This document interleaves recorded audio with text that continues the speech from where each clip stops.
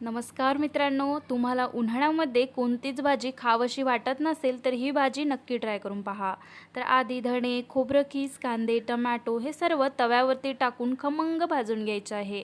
नंतर मिक्सरच्या पॉटमध्ये आधी सुखे मसाले टाकून काढून घ्यायचे आहे। नंतर त्यातच ओले मसाले टाकून वाटण तयार करायचं आहे। कढईमध्ये तेल टाकून केलेलं वाटण टाकून परतून घ्यायचं आहे।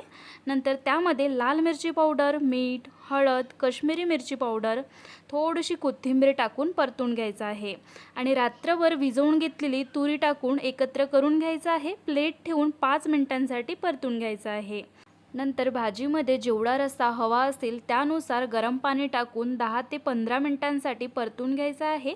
नंतर झणझणीत तुरीची भाजी आपली रेडी झाली आहे। नक्की ट्राय करून पहा।